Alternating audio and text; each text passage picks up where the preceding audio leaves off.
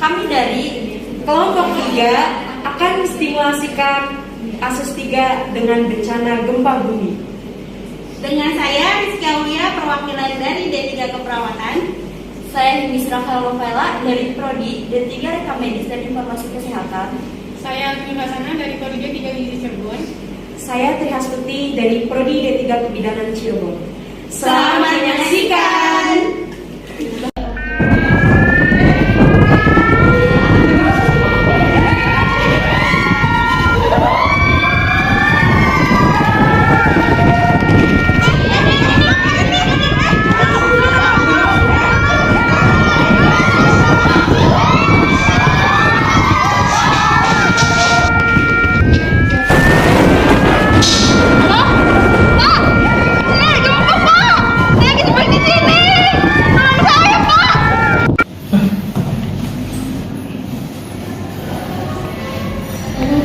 Halo Bang, Assalamualaikum. Halo. Waalaikumsalam. Oh, saya dapat informasi di wilayah Bang terjadi gempa Bang. Apa benar Bang? Iya benar, tadi ada gempa. Oh, gimana keadaan Abang Bang? Ya, alhamdulillah saya dan keluarga baik-baik saja, tapi ada tetangga yang tertimpa reruntuhan gempa. Sekarang lagi proses pencarian. Oh, oke. Ya udah segitu aja deh. Assalamualaikum Bang. Assalamualaikum.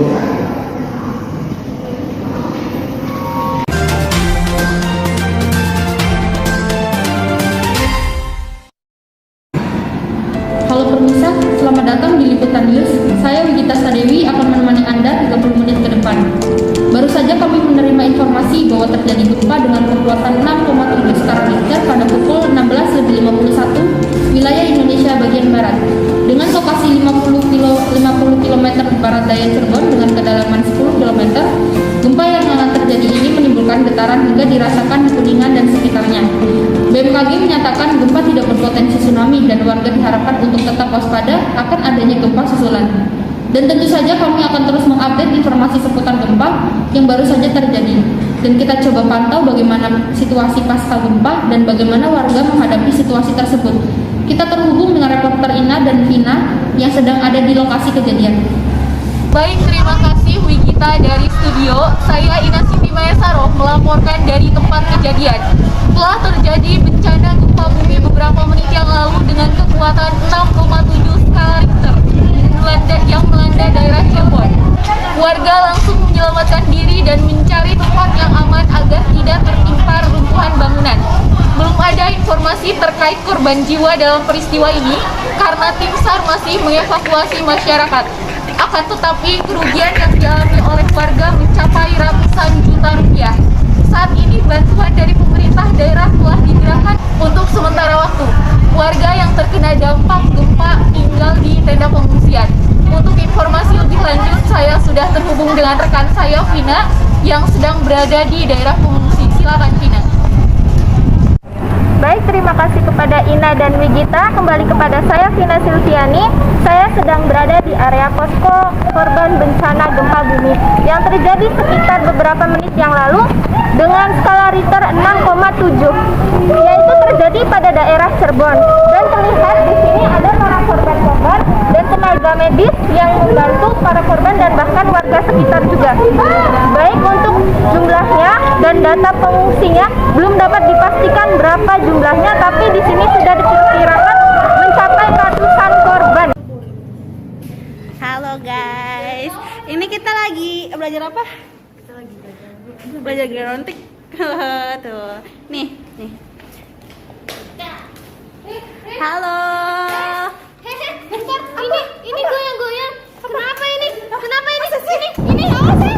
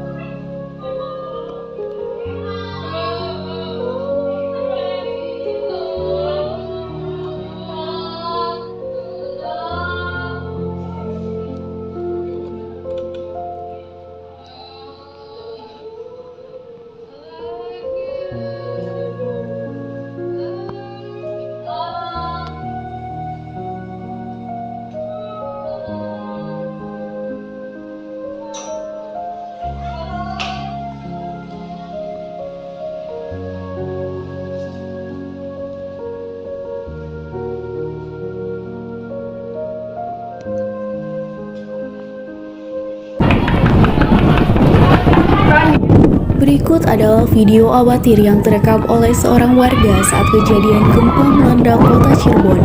Terlihat warga berlarian untuk keluar dari gedung dan bangunan untuk menyelamatkan diri.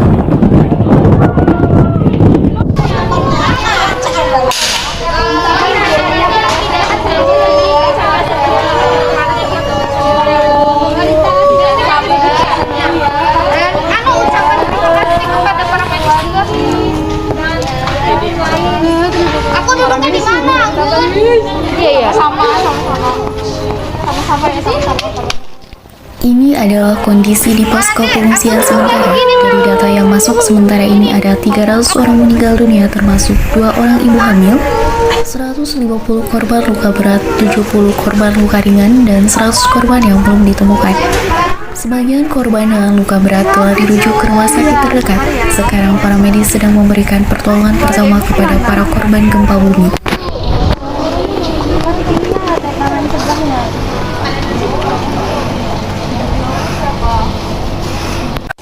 Ayo nafas pada kumpul. Baik semuanya, para nafas mohon untuk mempersiapkan alat-alatnya. Dan satu nafas dimohon untuk menangani satu korban bencana.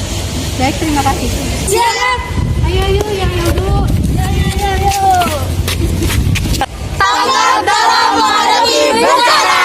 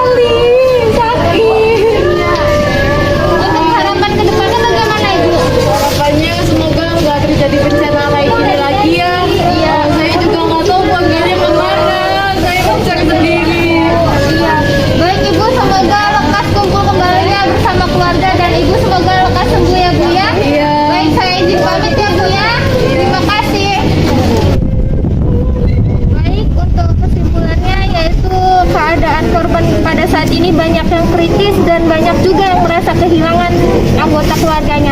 Semoga dari para korbannya lekas membaik dan bertemu kembali bersama keluarganya. Baik, setelah ini saya kembalikan lagi kepada Wigita yang ada di studio. Terima kasih. Baik, terima kasih Ina dan Vina atas informasi yang disampaikan ke Liputan News sore ini. Kita coba konfirmasi kembali bagaimana situasi selanjutnya di dapur umum. Saya terhubung dengan rekan saya Rida yang sedang berada di lokasi kejadian. Terima kasih, saya Rida Hajjuslo melaporkan dari dapur umum. Mari kita lihat kondisi dari dapur umum sebagai tempat penyiapan pangan bagi para korban.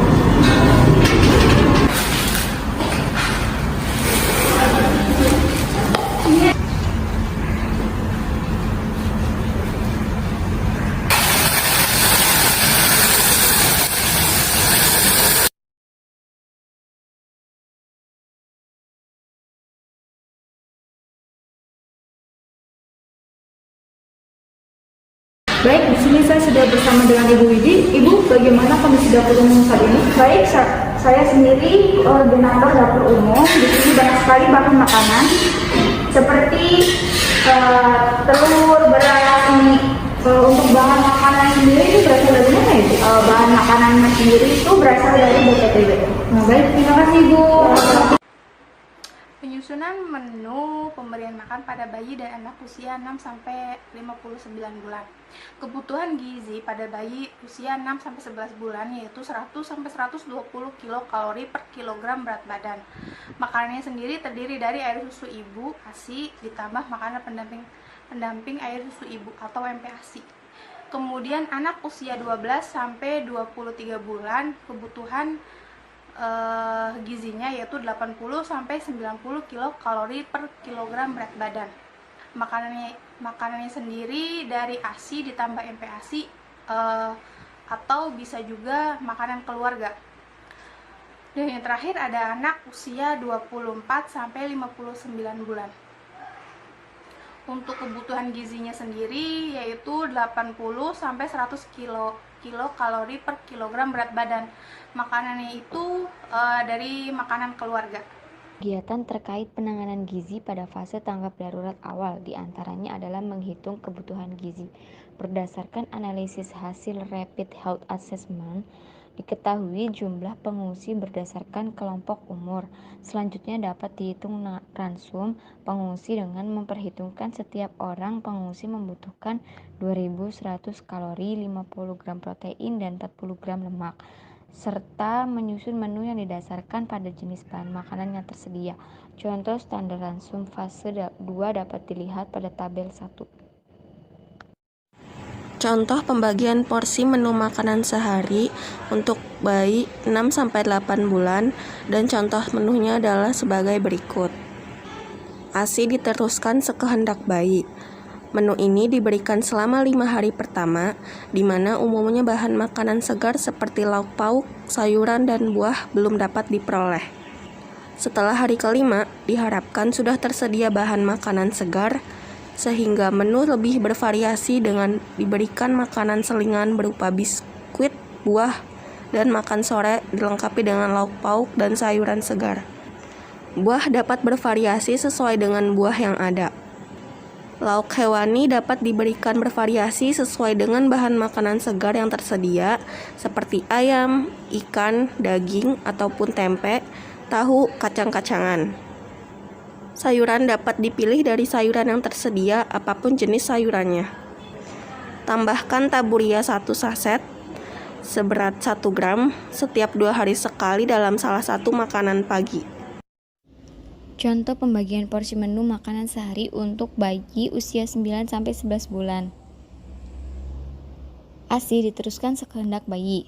Menu ini diberikan selama 5 hari pertama di mana umumnya bahan makanan segar seperti lauk pauk, sayuran, dan buah belum dapat diperoleh. Bubur sumsum dapat dibuat bila tersedia tepung beras, santan atau susu, dan gula merah atau putih. Selanjutnya setelah hari kelima diharapkan sudah tersedia bahan makanan segar.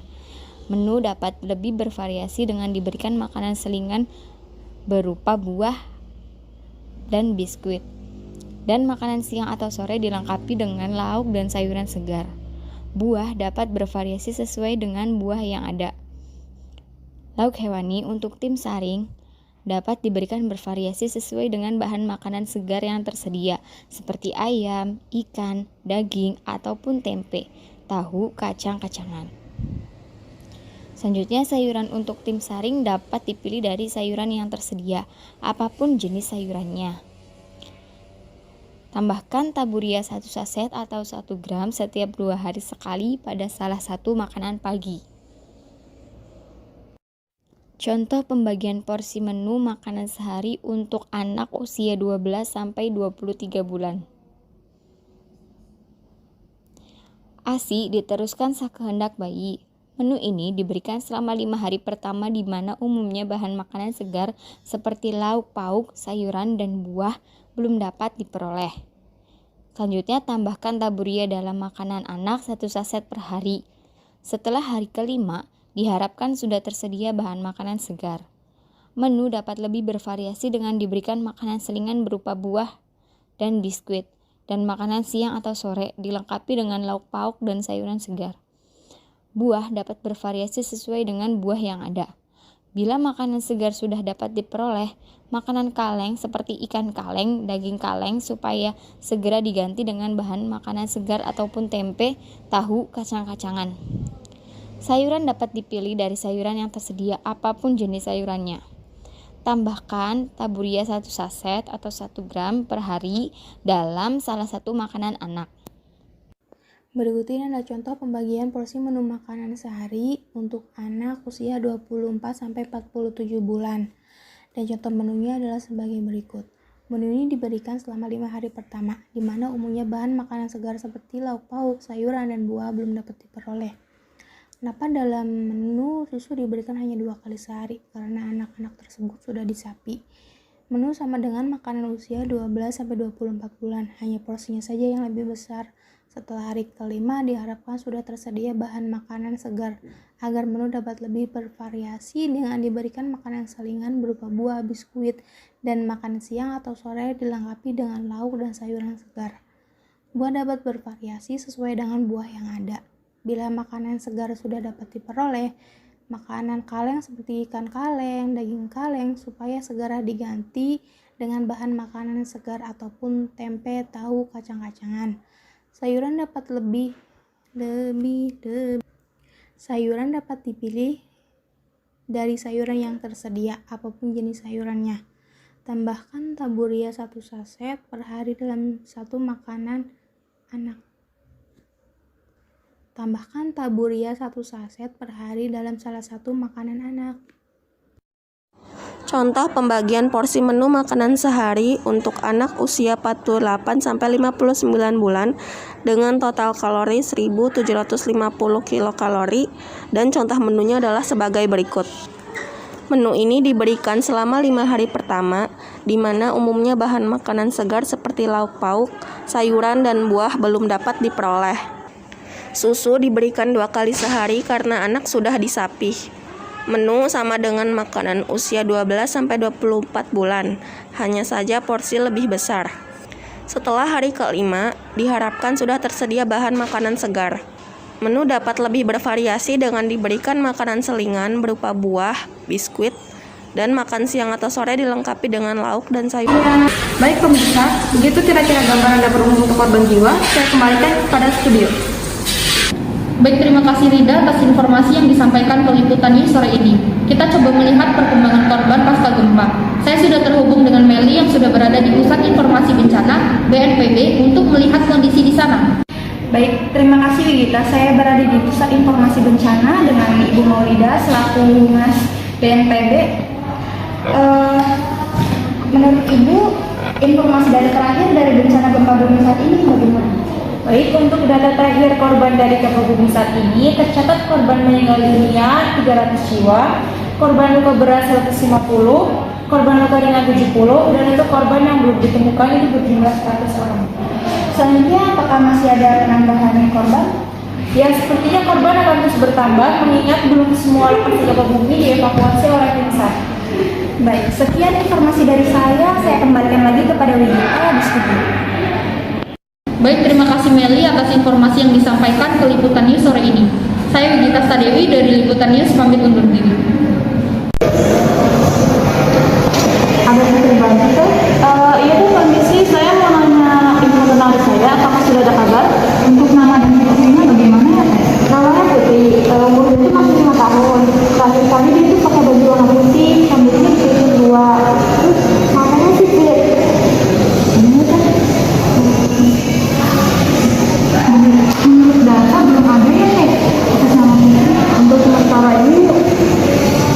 sementara waktu ini kabarnya belum ada ya.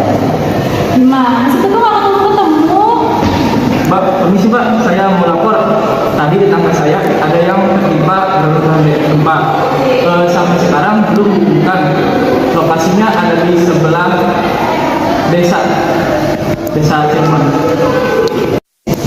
Baik Pak, akan segera kami sampaikan kepada kita untuk menuju ke lokasi. Ya, baik Mbak, terima kasih. Iya, sama-sama. Terus kita gimana Mbak? Untuk sementara akan kami cari kabar terbaru ya.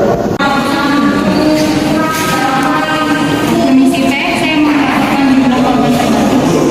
Ya, untuk korban luka berat ada sebanyak 15 orang, korban meninggal 30 orang, korban luka ringan 7, dan korban yang belum ditemukan sebanyak 30 orang. Baik, nanti saya dulu ya Mbak. Baik Mbak. Terima kasih Mbak. Sama. Mbak, ini tolong direkam dulu ya. Nanti saya kirim ke email Mbak. Oh iya, kita baca Mbak ya. Udah masuk belum Mbak? Iya, sudah masuk Mbak. Makasih ya. Sebentar ya, saya rekam dulu. Terima kasih.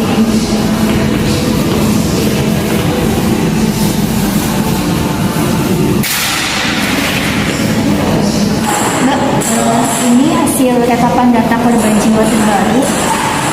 Korban meninggal itu ada 300 jiwa ya Mbak. Dan untuk korban luka berat itu ada 150 jiwa. Lalu untuk korban luka ringan itu ada 70 jiwa. Dan yang belum ditemukan itu ada 100 jiwa.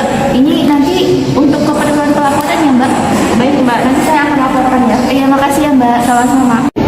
Mbak, tolong laporkan ke bagian dinas kesehatan ya. Baik, akan segera dilaporkan. Baik, terima kasih.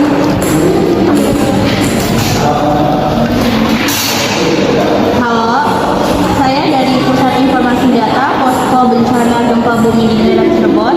Izin melaporkan untuk data sementara yang kami terima dari pukul 7 hingga 13 siang terdapat 300 korban meninggal, kemudian 150 korban luka berat yang saat ini dalam perawatan, kemudian korban luka ringan ada 70 dan 100 jiwa yang belum ditemukan yang hingga saat ini masih dalam pencarian. Untuk data selanjutnya akan kami update pada pukul 5 sore. Terima kasih.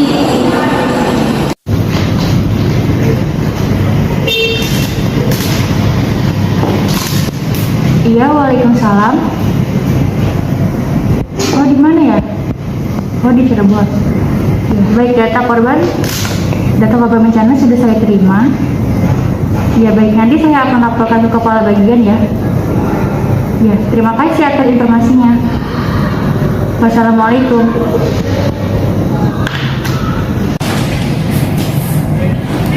Permisi Bu, ya, saya baru saja mendapatkan informasi dari Dinas Kesehatan bahwa telah terjadi bencana di Kabupaten Cirebon, dan saya sudah mendapat datanya. Nanti saya akan mengirim ke Ibu ya data-datanya. Nah, baik, di laporan saya diterima, nanti saya akan cek dan perbarui ya, korban yang terjadi di bumi di Cirebon itu. Terima kasih. Ya baik Bu, saya permisi.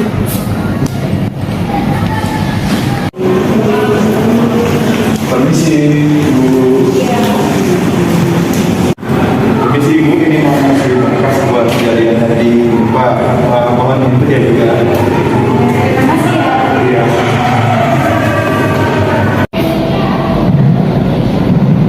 Ibu, untuk data kecamatan Kedaung itu sudah ada belum ya? Bentar ya, saya cari dulu. Sepertinya datanya belum dikirim. Oh begitu ya.